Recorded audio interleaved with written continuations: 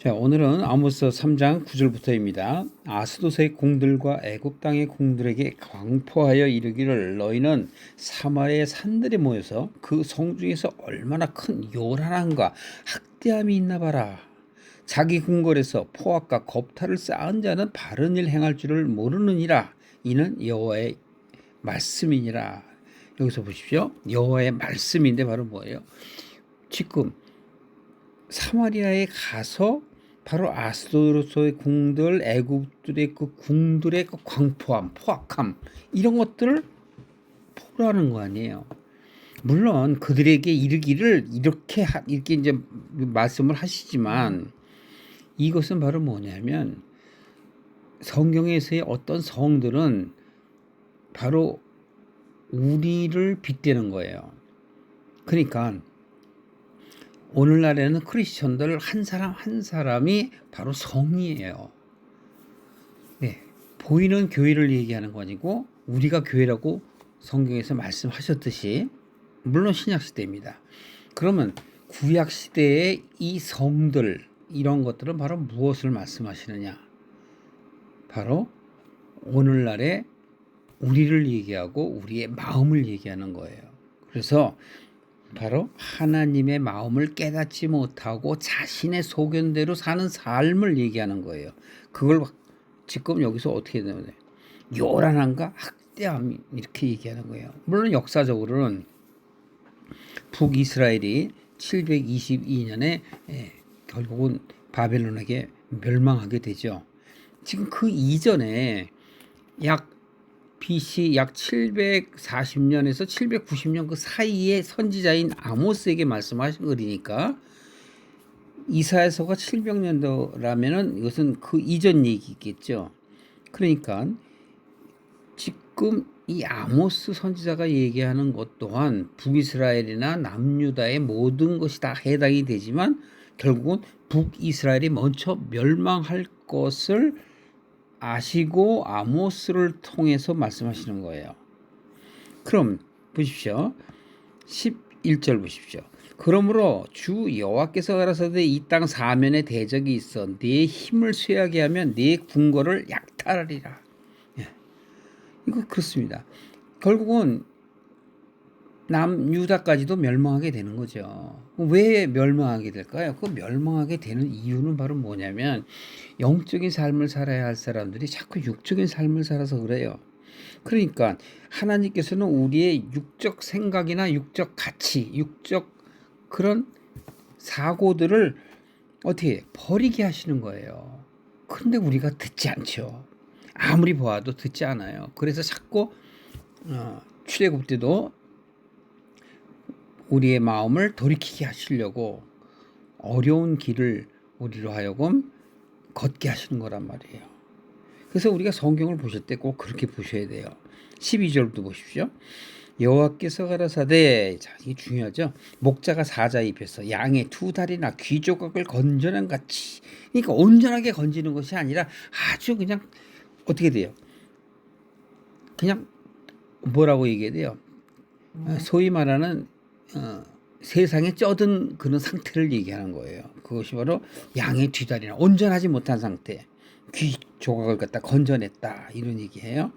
또 사마리아에서 침상 모퉁이나 걸상에 비단 방석에 앉은 이스라엘 자손이 건져냄을 어떻게 되는데 입으리라. 그러면 돌이켜야만 되는 거예요. 북이스라엘을 보고 그가 돌이키는 것, 그걸 갖고 침상 모퉁이나 걸상의 의자에 비단 의자에 앉아 있다 이런 얘기를 하는 거예요. 이것이 바로 영적 상태가 이렇게 피폐한 바로 남유다를 얘기하는 거죠. 그러나 네가 돌이킬 때 건져냄을 받으리라. 그러면서 13절에 만군의 하나님이 가라사대 너희는 듣고 야곱 족속에게 증거하라. 야곱 족속은 이스라엘을 얘기하는 거예요. 그러니까 자, 북이스라엘의 이 어려움을 보고서 너희가 돌이켜라 이런 얘기죠. 내가 이스라엘의 모든 죄를 보응하는 날에 베델의 단들을 보라며 그 단의 뿔들을 꺾어 땅에 떨어뜨리고 또 겨울궁과 여름궁을 치리니 상하 궁들이 파멸되며 큰 궁들이 결단나리라. 이는 여호와의 말씀이니라. 네. 그 여기서 지금 베델의 단이라든가 그 단의 뿔들을 꺾어서 한다는 건 뭐예요? 우리가 신앙생활을 한다 하지만 자기 소견대로 믿는 어리석은 신앙을 얘기하는 거예요. 물론 이것은 초보 신앙을 말하기도 하고 이것이 잘하지 못하고 계속적으로 하나님의 뜻과는 어떤 상반된 신앙생활을 하는 것을 말하고 있는 것입니다. 사마리아 산에 거하는 밧소남소들아 이 말을 들으라 비유로 하고 있습니다. 사마리아는 이스라엘의 수도죠. 이스라엘의 부패에 대한 하나님의 경고의 말씀을 아모스가 대언하고 있는 것입니다.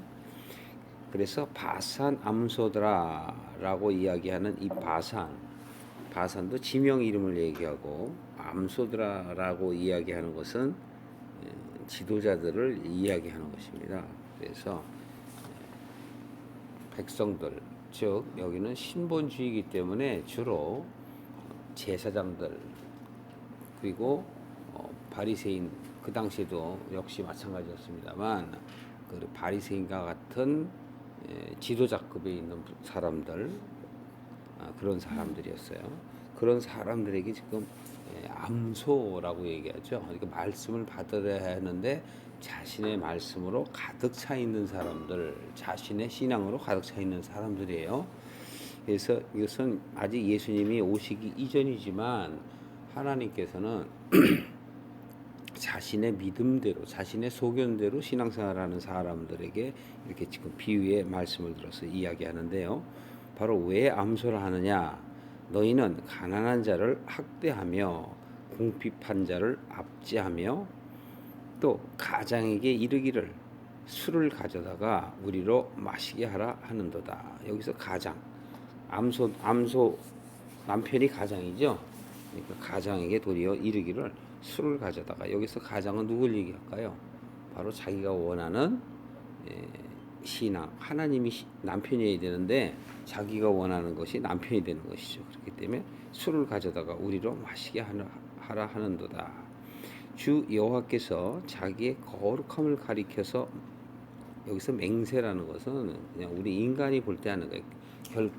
그러니까 무슨 얘기냐면 아주 반드시 심판이 있을 것이다. 그 말을 하기 위해서 맹세하시되 때가 너희에게 임할지라. 사람이 갈고리로 너희를 끌어가며 낚시로 너희의 남은 자들을 그리하리라. 이것은 역사가 이루어지죠. 그래서 BC 722년에 실질적으로 이렇게 지도자들이 전부 바벨론으로 끌려갑니다. 그것을 지금 미리 예언하시고 대언하시는 것이죠. 너희가 성이 무너진 대로 말미암아 각기 앞으로 바로 나가서 하르몬에 던지우리라. 이는 여호와의 말씀이니라. 성이 무너지면 안 되죠. 성은 지키려고 하는 거예요. 그러니까 자기의 마음이 이미 세상에 무너졌다라는 것을 비유로 이야기하시는 것이에요.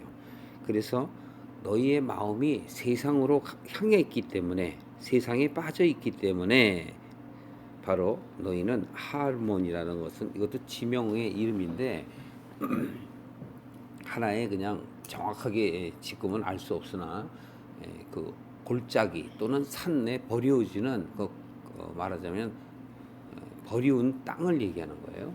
그래서 그곳에 너희들을 던지울 것이다. 이렇게 말씀하고 계십니다. 자, 4절에 보시면 너희는 베델에 가서 범죄하며 길갈에 가서 죄를 더하며 아침마다 너희 희생을 3일마다 너희 11조를 드리며 누룩 넣은 것을 불살라 수은제로 드리고 낙헌제를 소리내어 광포하려무나. 예, 선포 마찬가지입니다. 선포하려무나 광포하려무나 이스라엘 자손들아 이것이 너희의 기뻐하는 바니라. 이는 주 여호와의 말씀이니라. 그러니까 지금 역설적으로 얘기하는 거예요. 너희들이 지금 기뻐하고 날뛰고 하는 것들, 거기에 대해서 지금 역설적으로 그렇게 해라, 그렇게 해라, 이런 얘기죠. 예를 들어서 뭐 알코올 중독자다. 그러면 술을 계속 먹잖아요. 그럼 말을 듣질 않아. 그럼 그렇게 해. 니네들은 그렇게 열심히 한번 해봐. 그런 거예요. 그런 의미로 얘기하는데 벳엘이라는 건 하나님이 계신 곳이잖아요. 그런데 이들은 하나님이 계신 곳에 자기들의 우상을 세우는 거예요. 단에다가 우상을 세워요. 왜냐하면 이들은 둘로 나눠져 있어요. 여로보암이라는 북쪽 왕의 그 왕조와 그 다윗의 후손인 바로 그의 아들 르호보암이 세운 그 왕조, 남유다죠. 세운 왕조는 아니죠. 사실 무너져 버려서 다윗 왕국은 원래 통일 왕국이었죠. 그것이 나뉘어져서 북과 남으로 지금 한국처럼 나뉘어진 거예요. 조선이 북조선, 남조선 이렇게 나뉘어진 것처럼 그 북한, 한국 이렇게 지금 표현을 하지만 그 당시에도 이스라엘, 유다 이렇게 얘기를 하는 거거든요. 그래서 바로 이 이스라엘에 있는 그 민족들이 즉 남한으로 내려갈까봐 북쪽에다가 즉 북한에다가 단을 세우는 거예요. 그래놓고 거기다가 암송아지들 금으로 만들어 놓고 거기서 예배 드리라는 거예요. 그러니까 하나님이 노하시는 것이죠. 자, 그래서 지금도 여기서도 보면은 베델에서 길갈이라는 것도 마찬가지예요. 길갈이라는 것도 여호수아가 그 가나안에 들어가기 전에 길갈에서 그 애굽의 수치를 이제는 우리가 완전히 벗어냈습니다라고 마음을 정하는 곳이란 말이에요. 그런데도 불구하고 여기는 길갈에 가서 마음을 도리어 하나님한테 정하지 않고 도리어 세상으로 빠져. 그렇기 때문에 여기서는 죄를 더한다 이런 얘기예요. 아침마다 너희 희생을. 자, 여러분 아침마다 너희 희생을. 여러분들 마찬가지입니다. 아침마다 여러분들이 말씀을 듣고 새벽 예배 나와갖고 말씀으로 자기가 무장하고 그 하루를 그렇게 살아가야 하는데 말씀을 듣는 것 들으러 오는 행위를 중요시하는 거죠. 전혀 말씀은 들어오지 않고 행위만 중요시해. 그러니까는 결국은 끝나고 나면은 세상 일에 빠지는 거예요. 그래서 남들이 보기에는 이중 인격을 가진 사람으로 보여지는 거예요. 그래서 실제로 마음이 그런 것이고요. 그러니까 교회에 오는 건 하나의 그냥 자신의 어떤 그냥 한 파트로서 그렇게 있죠. 그러니까 하나님께서는 지금 그렇게 말씀을 하시는 것이에요. 그리고 또 뭐라고 말씀을 하십니까? 3일마다 11조를 드리며, 예. 그러니까 자주 헌금을 하는 거죠. 자주 헌금. 그런데 하나님이 헌금하는 그 자체를 싫어하시는 게 아니죠. 남한테 보이려고 하는 것, 그게 싫으신 것이죠. 그러니까 자, 목사님들도 말라기설에 대해서 그 설교를 하면서 자, 너희들의 보물을 하늘 창고에 그 좀과 동록이 해하지 않는 곳에 쌓아봐. 하나님이 얼마나 너희들한테 베푸실 것인가를 기대 한번 해봐. 근데 기대하면 안 되는 거거든요. 하나님이 도리어 나에게 줄 것을 기대하고 헌금을 한다. 그건 벌써 마음이 엉터리라고요. 마음은 뭐예요? 하나님한테 대가를 바라고 하는 거죠. 당신은 나를 부자로 만들어줄 수 있는 지니와 같은 그런 힘이 있다고 내가 들었으니 꼭 알라딘 램프를 켜는 것처럼 켜는 거예요. 그게 알라딘 램프를 켜는 게 바로 헌금하는 거예요. 그러면 내가 이렇게 복 받을 일이 더 많아진다. 그게 이 오늘날 수도 없는 교회들이 자꾸 그렇게 만들어놔서 그래. 이 교회에 가면 복 받는다. 이 세상 모든 일이 잘 해결된다. 이렇게 얘기를 해버리니까 다른 무당을 믿는 잡신을 믿는 그 종교와 다를 바가 없이 그냥 전부 타락의 길로 만들어 버렸어요. 그러니까 오늘날에도 많은 신앙인들이라고 교회 다니는 사람들은 신앙인이 아니에요. 무속을 믿는 거나 똑같아요. 또 다른 우상을 섬기는 것 뿐이라고. 하나님을 전혀 알지도 못하고 바깥에 있는 그냥 웅장하고 아름다운 그것을 보고 교회라고 그런단 말이에요. 그러니까 하나님은 그게 아니고 너희 마음이 교회다. 내가 교회다. 이렇게 얘기를 해도 못 알아듣죠. 그러니까 자꾸 형식에 치우치고 외향적인 것, 보여주는 것, 우리가 뭔가를 드러내는 것. 야, 우리 교회에서 이렇게 선교를 많이 했습니다. 우리 교회에서 이렇게 구제 사업을 많이 했습니다. 우리 교회에서 이렇게 정치적으로 정치인이 나와서 이렇게 우리는 훌륭한 사람을 배출하는 교회입니다. 예술을 잘하는 사람들이 우리 교회에 이렇게 많습니다. 탤런트들이 우리 교회에 이렇게 많습니다. 그거 자랑하는 거예요. 하나님이 기뻐하시지 않는다니까. 그 사람들은 그곳으로 다 몰려간다고. 죽을 곳인지 모르고. 자, 보세요. 뭐라고 얘기하시나. 누룩 넣은 것. 그게 바로 누룩 넣은 거란 말이에요. 누룩은 부풀리는 거잖아요. 그러니까 실제보다 확 부풀려. 그런데 이 누룩이 내 마음속에 참 누룩으로 바뀌어서 나를 빛의 세계로 하나님의 지경으로 가득히 넓히면 좋은데 세상에 허황된 것으로 가득 채우는 것. 그리고 여기서 수은제, 낙헌제는 예배를 얘기하는 거예요. 이런 걸 소리내어 광포. 니네들이 소리내서 막 떠들어 봐라. 신문지상에 알리고 매스컴에 나와갖고서 막 떠들어 봐라. 똑같아요. 그 소리야. 이스라엘 자손들아, 이것이 너희가 기뻐하고 있지 않니? 6절에 보시면 또 내가 너희 모든 성읍에서 너희 뭐를 한가하게 한대요? 일을 예? 깨끗하게 하고 일을 깨끗하게 하며 예, 양식이 좀 바뀌었어요. 옛날 성경은 일을 한가하게 하며 근데 깨끗하게 한다고요? 너희 각처에서 양식이 떨어지게 하였으나 너희가 내게로 돌아오지 아니하였으나 하나님께서 돌아오게 하려고 지금 환경을 바꾸시는 거죠. 어려운 환경을 자꾸 넣으시는 거예요. 그 다음에 경계의 거울로 이렇게 다른 나라를 들어서서 그 나라를 공격하게 하시고 때로는 자연의 재해로 보여주시고 그래도 못 알아듣는 거예요. 내게로 돌아오라 그렇게 하는데도 너희들은 아니하였느니라. 7절에 추수하기 석 달 전에 여기는 추수가 왜냐하면 보통 3모작 4모작을 해요. 기후가 더우니까. 그러니까 석 달 그러면 뭐예요? 이제 파종한 거죠. 석 달 전에 내가 너희에게 비를 멈추어 어떤 성읍에는 내리고 어떤 성읍에는 내리지 않게 하였더니 땅 한 부분은 비를 얻고 한 부분은 비를 얻지 못하여 말랐음에. 이 얘기는 뭐예요? 하나님의 말씀을 받아들이는 자가 있고 받아들이지 않는 자를 지금 표시하는 거예요. 성읍으로. 그래서 어떤 자에게는 하나님의 말씀이 받아들였어. 그러면 그것을 비가 내렸다 이렇게 얘기하는 거고 받아들이지 않았어요. 그러면 비가 내리지 않은 거예요. 이것을 바깥으로 지금 얘기하는 거라고. 그랬더니 바로 땅 한 부분은 바로 어떤 사람은 말씀을 받아들이고 또 어떤 사람은 전혀 말씀을 받아들이지 않아 말랐음에. 그 뜻이에요. 8절에 두세 성읍 사람이 어떤 성읍으로 비틀거리며. 왜 그래요? 자기 안에 양식이 없어서 영양실조가 걸렸어요. 즉 영적으로 지금 헤매는 거예요. 물을 마시러 가서 만족히 마시지 못하였으나 너희가 내게로 돌아오지 아니하였느니라. 왜? 영적으로 가라게 되면 하나님을 찾아야 되는데도 불구하고 안 찾는다는 얘기죠. 9절에 내가 풍재와 깐부기 재앙으로 너희를 쳤으면. 이제는 뭐예요? 바깥에 자연의 재해로 치죠.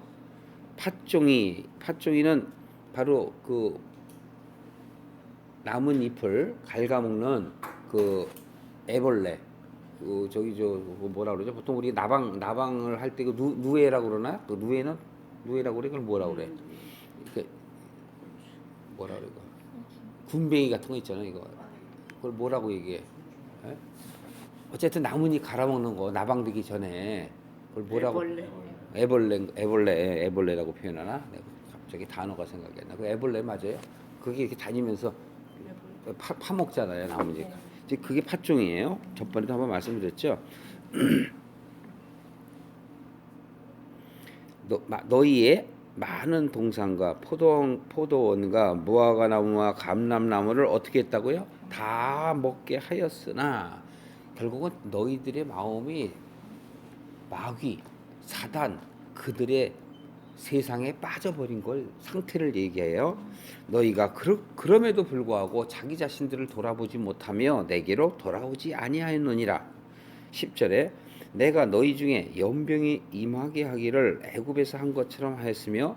자, 애굽에서부터 이스라엘 백성들을 구원할 때 10가지 재앙 중에 하나가 연병이죠.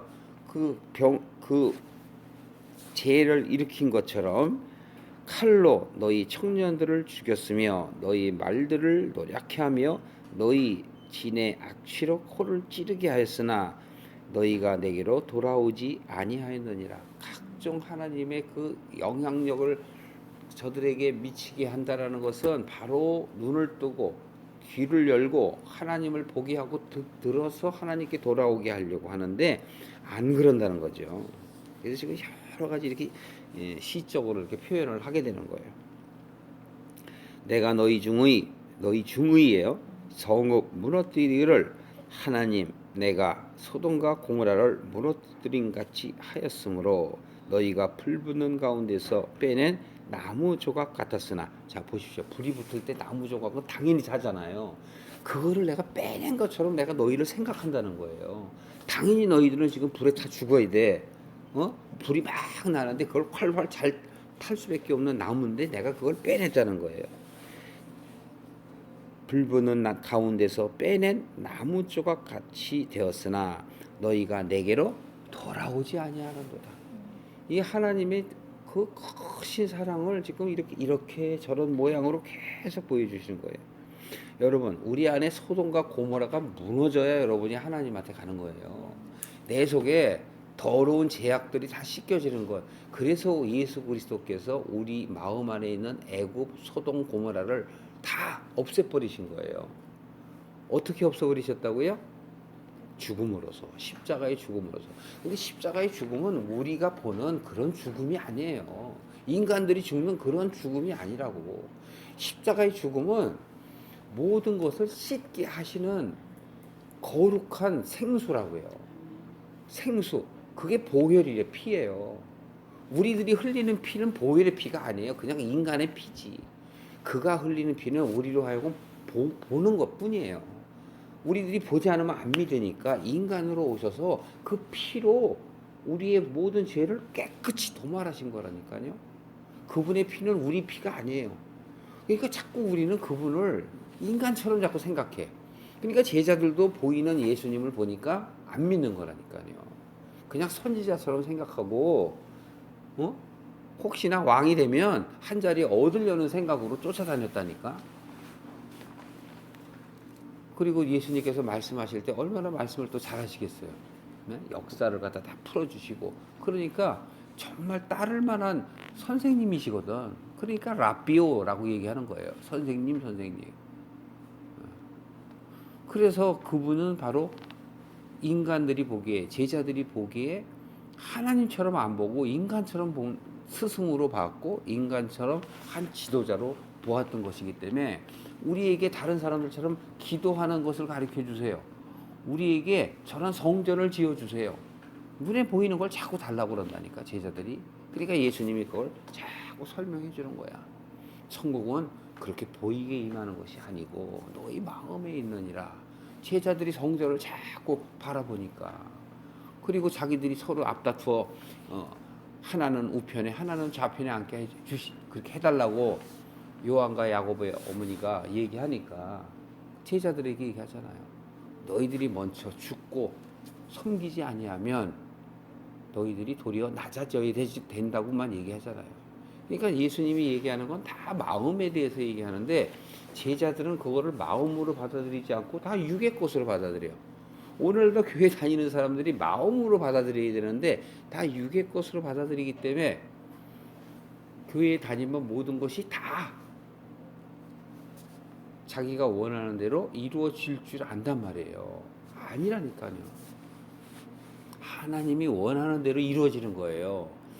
나를 버릴 때 내가 하나님이 원하는 나의 모습으로 점차 변하는 거예요. 그 점차 변하는 모습을 하나님 앞에 보여드리는 게 그게 헌물이고 바로 하나님을 위한 봉사란 말이에요.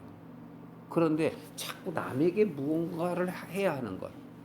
어떤 분은 굉장히 정말 영적으로 막 이렇게 하셨다는 분인데도 그분들 그렇게 그런 얘기를 해. 내가 내 속에 변화가 되어 바깥으로 뭐가 이렇게 보여줘야 된다는 거야. 아니라고 내가 생각하는 건. 보여줘야 되는 게 아니야. 그거는 자연히 내 속이 변화가 되면 바깥으로 흘러나와서 남들이 그걸 보고 하나님께 영광을 돌리는 것이지, 내게서 흘러나오지 않다 하더라도 내 수준이 그 그릇이 안 되면 안 흘러나와요. 그렇다고 하나님 나라에 못 가는 게 아니라고, 간다니까. 그래서 그분들이 이렇게 생각하는 것이 너무 자기 주관대로 생각하는 거라고 저는 생각해요.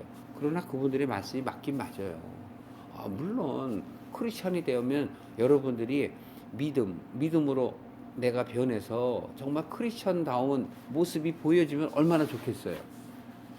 그리 아니할지라도 하나님은 기뻐하신다니까. 그러니까 실망할 일이 없어요.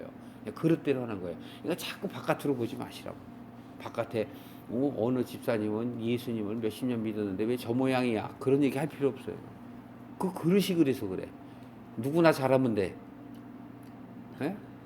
너나 잘하면 돼. 그래서 예수님께서 그러잖아요. 베드로가 저기 누워있는 주님 품에 안겨있던 쟤는 어떻게 될 거예요? 요한을 가리켜서 얘기하는 거야. 그랬더니 예수님이 뭐라 그랬어요? 너나 잘해라. 너나. 그러니까 상관이 없다니까. 믿음은 여러분 남하고 전혀 상관이 없어. 내 옆에서 잠자고 한 입을 덮고 사는 아내나 남편하고도 상관이 없어요. 오직 나하고만 상관이 있는 거야. 그걸 남들이 볼 때는 이기적이고 너무 편협하다고 볼 수 있을 수도 있지만 그건 전혀 하나님을 모르는 사람이에요. 하나님은 나 하나만을 사랑하셔. 각기 하나. 그렇잖아요. 그게 자, 내 이 온몸이 하나님이라고 생각해 보여요. 그럼 하나님이 내 손톱 하나, 손가락 하나, 이 세포 하나 다 사랑하시잖아요. 그렇게 생각하면 아주 쉽잖아요. 그래서 바로 너희들은 지체라고 그러는 거야. 나는 머리고 너희는 나의 몸이라 그러는 거란 말이에요. 자, 그래도 너희들은 돌아오지 않는다. 그렇게 얘기하면서 12절에 그러므로 이스라엘아 내가 이와 같이 네게 행하리라. 내가 이것을 네게 행하리니 이스라엘아 내 하나님 만나기를 예비하라. 대저 산들을 지으며 바람을 창조하며 자기 뜻을 사람에게 보이며 아침을 어둡게 하며 땅의 높은 데를 밟는 자는 그 이름이 만군의 하나님 여호와니라. 이스라엘 족속아 내가 너희에게 대하여 이 애가로 지은 이 말을 들으라. 처녀 이스라엘이 엎드려졌으며 다시 일어나지 못하리로다. 자기 땅에 던지우며 일으킬 자가 없으리로다. 주 여호와께서 가라사대 이스라엘 중에서 1000명이 나가던 성읍에는 100명만 남고 100명이 나가던 성읍에는 10명만 남으리라 하셨느니라. 이렇게 얘기하면서 이 얘기는 뭐냐면 마음을 돌이키라는 거예요. 그러나 극히 작다. 정말 불이 타는 가운데서 내가 빼낸 나무와 같다. 그렇게 구원받는 자가 많다는 얘기입니까? 적다는 얘기입니까? 적다는 얘기예요. 그러면 어떻게 돼요? 마음을 추스려서 항상 넘어질까 조심하며 이 세상을 살아가는 자들, 그들이 바로 구별된 자고 경건한 자야. 그러니까 우리는 구별된 자와 경건한 자의 속에 들어가기를 소망하며 하나님 내 모습은 이렇습니다. 그러나 주님께서 예수 그리스도를 우리에게 보내주셔서 그로 말미암아 하나님께 쓸 수 있도록 도와주시니 감사합니다. 내 삶을 마치는 그 순간까지 부지런히 하나님의 뜻을 알아갈 수 있도록 도와주시옵소서라고 기도해야 하는 거예요. 그래서 이 세상 것을 구하는 게 아니라, 그런데 자꾸 돌아서면 또 구하고 하나님은 다 아신다니까. 내게 어려움이 있는 거 다 알아. 네 마음 그 나라와 의를 찾으라. 그리하면 모든 것을 더하시겠다. 그러는데도 불구하고 매일매일 엉뚱한 거 기도하면서도 그 기도하고 나면은 뭔가를 이룬 것 같은 마음을 갖고 하나님께 하나님 오늘도 감사합니다. 그래도 하나님은 기뻐하세요. 왜? 그러지 않는 사람보다 그렇게 하는 사람이 나니까. 그러나 그런 마음에서 더욱더 벗어나서 넘어질까 두려워 마시고 온전히 하나님의 그 은혜로 내가 하나님 나라 우편에 서 있을 것을 감사하고 은혜의 마음으로 살아가시는 저와 여러분이 되시기를 주님의 이름으로 축원합니다.